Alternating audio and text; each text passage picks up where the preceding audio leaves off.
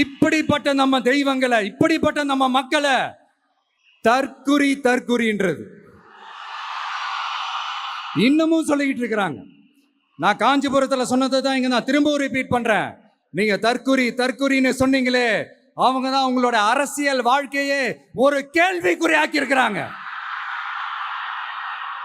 கேள்விக்குறி ஆக்கிட்டாங்க, இன்னமும் ஆக்க போறாங்க. அன்னைக்கு நான் சொன்னப்போ சிரிச்சவங்களாம் இன்னைக்கு என்ன பண்ண போறாங்களோ.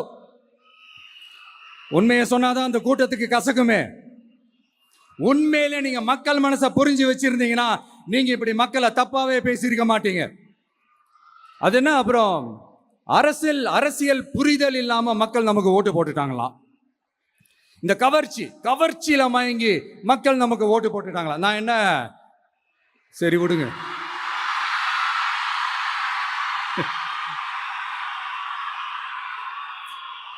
மக்கள் அவங்களுக்கு ஓட்டு போட்டா அந்த மக்கள் நல்லவங்களாம், அதே மக்கள் நமக்கு ஓட்டு போட்டா அந்த மக்கள் கெட்டவங்களாம், தற்குறியா.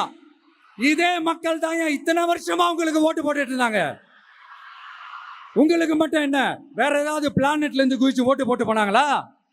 தற்குறியாமா, தற்குறி நல்லா வருது, வேணான்னு பாக்குறேன்.